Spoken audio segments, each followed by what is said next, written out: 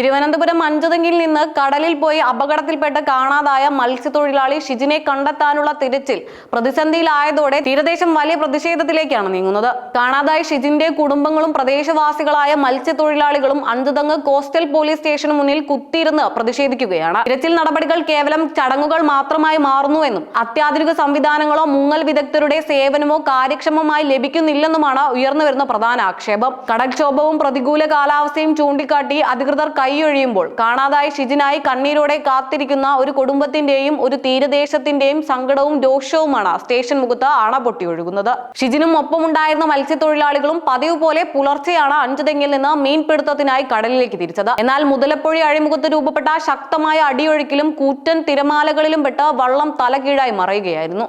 അപകട സമയത്ത് കൂടെയുണ്ടായിരുന്ന ചില തൊഴിലാളികൾ നീന്തി രക്ഷപ്പെടുകയും മറ്റു വള്ളക്കാരെത്തി ചിലരെ രക്ഷപ്പെടുത്തുകയും ചെയ്തെങ്കിലും ഷിജിൻ തിരമാലകൾക്കിടയിലേക്ക് ആണ്ടുപോവുകയായിരുന്നു. അപകടം നടന്ന ഉടൻ തന്നെ കോസ്റ്റൽ പോലീസും മറൈൻ എൻഫോഴ്സ്മെന്റും തിരച്ചിലിനെത്തിയതായി അവകാശപ്പെടുന്നുണ്ടെങ്കിലും ഷിജിനെ കണ്ടെത്താനുള്ള ശ്രമങ്ങൾ മന്ദഗതിയിലാണെന്നാണ് തീരവാസികൾ ആരോപിക്കുന്നത്. തങ്ങളുടെ ആളുകൾ ഓരോരുത്തരായി കടലിൽ പൊലിയുമ്പോൾ ഇനി അധികൃതരുടെ വാഗ്ദാനങ്ങൾ കേട്ട് കയ്യും കെട്ടി നോക്കി നിൽക്കാൻ കഴിയില്ലെന്ന ഉറച്ച നിലപാടാണ് ഷിജിന്റെ കുടുംബവും നാട്ടുകാരും. ഷിജിനെ കണ്ടെത്തുന്നതുവരെ സമരം ശക്തമാക്കുമെന്നാണ് കുടുംബാംഗങ്ങളുടെ മുന്നറിയിപ്പ്. അശാസ്ത്രീയമായി നിർമ്മിച്ച പുലിമുട്ടും അഴിമുഖത്ത് തുടർച്ചയായി അടിഞ്ഞുകൂടുന്ന മണലും എക്കലുമാണ് ഇവിടെ അപകടങ്ങൾ പതിവാക്കാൻ കാരണം. പുലിമുട്ടിന്റെ അശാസ്ത്രീയ ഘടന കാരണം അഴിമുഖത്ത് അതിശക്തമായ അടിയൊഴുക്കും വശങ്ങളിൽ നിന്നുള്ള തിരമാലകളും രൂപപ്പെടുന്നു. ഇതിനു പുറമെ ഡ്രിഡ്ജിംഗ് കൃത്യസമയത്ത് നടത്താത്തതിനാൽ അഴിമുഖത്ത് ആവശ്യത്തിന് ആഴമില്ലാത്ത അവസ്ഥയാണ് നിലനിൽക്കുന്നത്. വള്ളങ്ങൾ കടന്നു പോകുമ്പോൾ അടിഭാഗം മണൽ തിട്ടയിൽ തട്ടുകയും തൊട്ടടുത്ത നിമിഷം അടിച്ചുയരുന്ന തിരമാലകളിൽപ്പെട്ട് വള്ളങ്ങൾ തകരുകയും ചെയ്യുന്നു.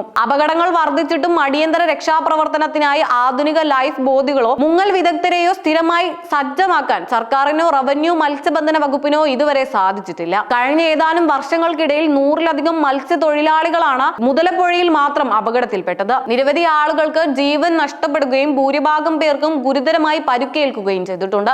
ഓരോ ദുരന്തം ഉണ്ടാകുമ്പോഴും ജനപ്രതിനിധികളും ഉദ്യോഗസ്ഥരും സ്ഥലം സന്ദർശിച്ച് അത്യാധുനിക ഡ്രിഡ്ജിംഗ് നടത്തുമെന്നും സുരക്ഷാ സംവിധാനങ്ങൾ ശക്തിപ്പെടുത്തുമെന്നും വാഗ്ദാനം നൽകാറുണ്ടെങ്കിലും സ്ഥിതിഗതികൾ ഇപ്പോഴും പഴയപടി തന്നെ തുടരുകയാണ്. പ്രതിഷേധം കനത്തതോടെ ഉയർന്ന പോലീസ് ഉദ്യോഗസ്ഥരും തീരദേശ സംരക്ഷണ സേനയും സ്ഥലത്തെത്തി പ്രതിഷേധകരുമായി ചർച്ച നടത്തി വരികയാണ്. പ്രതികൂല കാലാവസ്ഥയും കടൽക്ഷോഭവും തിരച്ചിലിന് തടസ്സം സൃഷ്ടിക്കുന്നുണ്ടെന്നും കോസ്റ്റ് ഗാർഡിന്റെയും നേവിയുടെയും സഹായം തേടി തിരച്ചിൽ കൂടുതൽ വിപുലമാക്കുമെന്നും ഉദ്യോഗസ്ഥർ ഉറപ്പു നൽകിയിട്ടുണ്ട്. എങ്കിലും പ്രഖ്യാപനങ്ങൾ കടലാസിൽ ഒതുങ്ങാതെ ജീവന്റെ വിലയുള്ള തിരച്ചിലായി മാറുമെന്നും ശാശ്വത സുരക്ഷാ പരിഹാരം കണ്ടെത്തണമെന്നുമാണ് മുഴുവൻ തീരദേശവാസികളുടെയും അടിയന്തര ആവശ്യം.